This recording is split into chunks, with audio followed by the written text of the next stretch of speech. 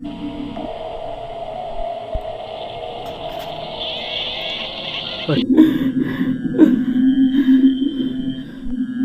है? कौन है?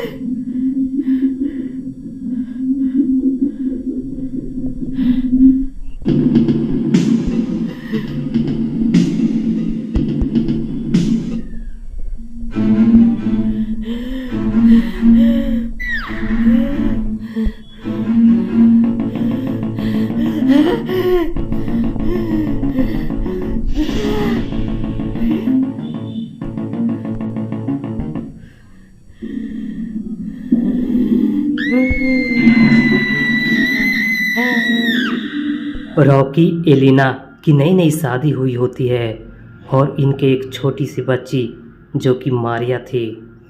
ये तीनों काफ़ी गरीब थे और इसी कारण से रॉकी पैसा कमाने के लिए विदेश चला जाता है। बहुत दिन गुजर जाते हैं लेकिन रॉकी ना तो फ़ोन करता है और ना ही पैसे भेजता है। घर में खाने का कुछ न बचता है, इसलिए एलिना अपना आलीशान बंगला बेचने का फैसला करती है और एक ब्रोकर से बंगला बेचकर एक किराए का छोटा सा घर ले लेती है। एक किराए का घर बहुत सुनसान जगह पर था। एलिना मारिया को अपने दादी के घर भेज देती है और खुद अकेले इस घर के अंदर आ जाती है और यहीं पे रहना शुरू कर देती है। एलिना एक रात को सोई हुई थी कि उसका चेयर अचानक हिलने लगता है।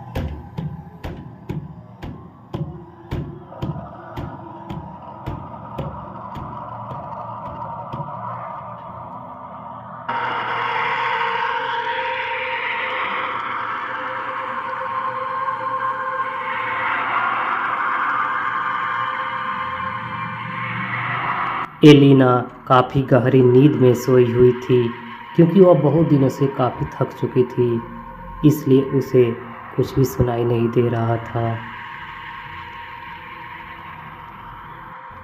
अचानक कुर्सी काफ़ी तेज़ से हिलने लगता है। इसकी आवाज़ एलिना के कानों में जैसे ही जाता है, एलिना झट से उठकर बैठ जाती है और जैसे ही अपना सर पीछे की तरफ घुमाती है, एलिना की आंखें फटी की फटी रह जाती है। उसने जो देखा वह देखकर दंग रह गई, क्योंकि उसने कुर्सी पर नज़र जमाई तो कुर्सी खुद पर खुद हिलती जा रही थी, मानो कोई बैठकर उस पर झूला खेल रहा हो। यह देखकर मैं काफ़ी डर गई और सहमी सहमी बेड से खड़ी हो गई और मैं उसके पास जाने की कोशिश करने लगी कि आखिर इस चेयर को हिलने का क्या कारण है।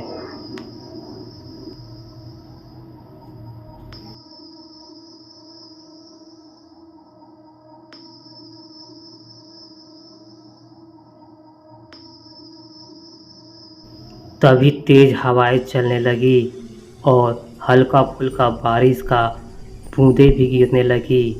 बादल बहुत ही ख़राब था। आज के मौसम देखकर मुझे ऐसा अंदाज़ा लग रहा था कि शायद तूफ़ान न आ जाए। तभी खिड़की का पर्दा अपने आप साइड हो गया। मैं यह देखकर दंग रह गई।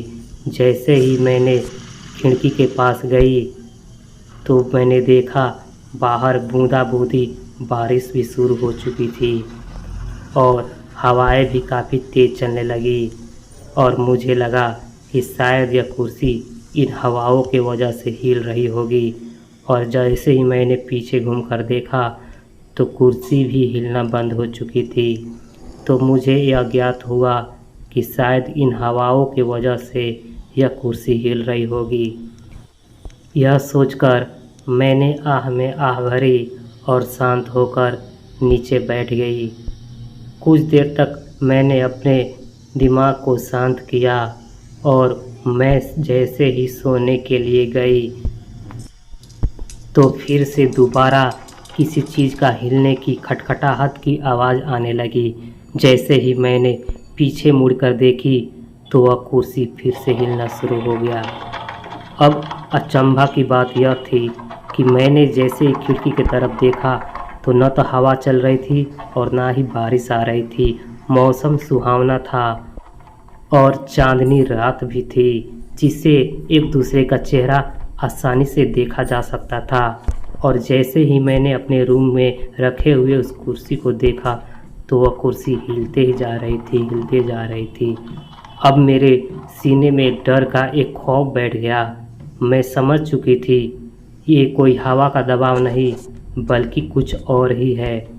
मैं अपने सहमे हुए कदमों से आगे की तरफ धीरे धीरे बढ़ने लगी।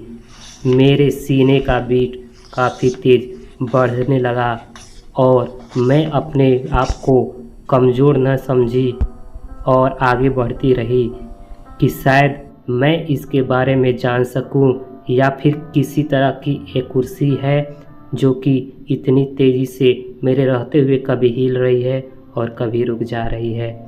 कुर्सी भी अपना हिलना बंद नहीं किया, कुर्सी हिलते जा रही थी। चारों तरफ सुनसान था क्योंकि इस जंगल में मैं ही एक ऐसे घर में थी जहाँ पे कोई नहीं था और मुझे यह सोचकर काफ़ी अचंभा हो रहा था। मैं आगे बढ़ते गई। मैं कुछ ही दूर पर थी कुर्सी के, तभी अचानक मेरे आंखों के सामने कोई उस पर बैठा हुआ दिखाई दिया।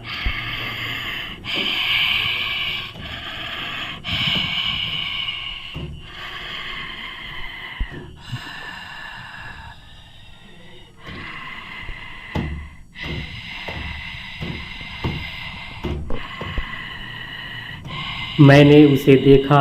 वो सर मेरे तरफ धीरे धीरे घुमा रही थी और उसका चेहरा पूरा काला पड़ गया था।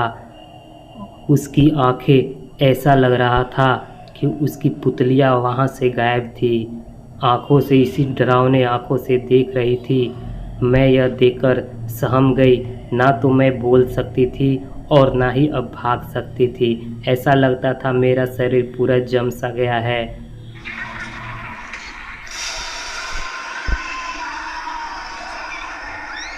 मेरा शरीर पूरा डर से थर थर काँप रहा था और वह कुर्सी अब वहाँ से धीरे धीरे मेरे तरफ घसकने लगी। यह देखकर ऐसा लगता था कि मेरे शरीर के अंदर जान ही नहीं है और मैं वहीं पर कैद हो चुकी हूँ।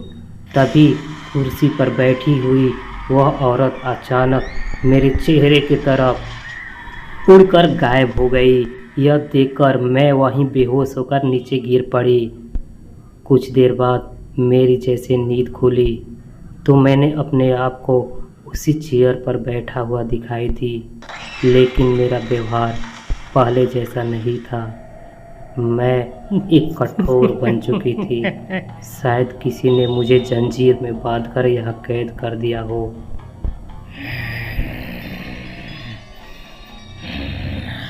बहुत दिन गुजरने के बाद मारिया अपनी माँ को देखने के लिए तरस रही थी। उसके दादाजी मारिया को लेकर एलिना के पास पहुंच जाते हैं।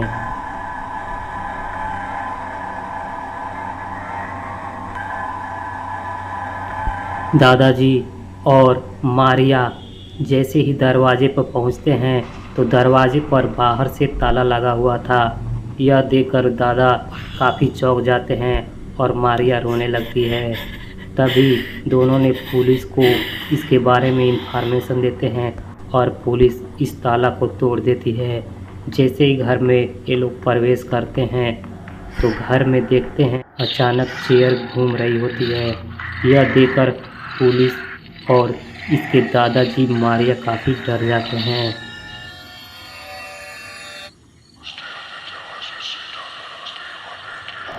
कौन है? कौन है कुर्सी पे? कोई जवाब तो दो। लेकिन कोई भी इस तरह से जवाब नहीं देता है। मारिया काफ़ी डर चुकी थी और इसके आंखों से आंसू टपक रहे थे। ये सभी बिना डरे सहमे उस कुर्सी की तरफ आगे बढ़ ही रहे थे कि अचानक वह कुर्सी अपने आप पीछे की तरफ घसक कर इनके तरफ आने लगी। यह देखकर सबका पैर वहीं पे थम गया। ये काफ़ी डर गए। लेकिन मारिया अपनी माँ से बहुत प्यार करती थी। वह दौड़ते हुए जाकर उस चेयर को पकड़ ली।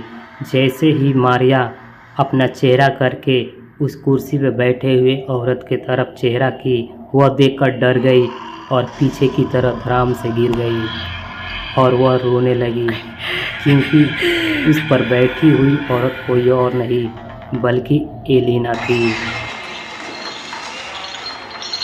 माँ,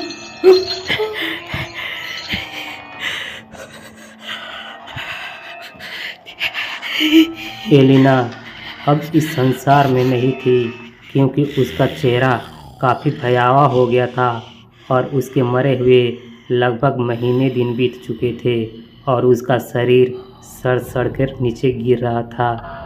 अब पता नहीं इसकी मौत कैसे हुई, क्या रहस्य थी इस घर के अंदर, और जानने के लिए इसके पार्ट 2 का इंतज़ार कीजिए। अगले वीडियो मिलते हैं। और यह वीडियो आपको पसंद आया तो वीडियो को लाइक करके और चैनल को सब्सक्राइब कर दीजिए।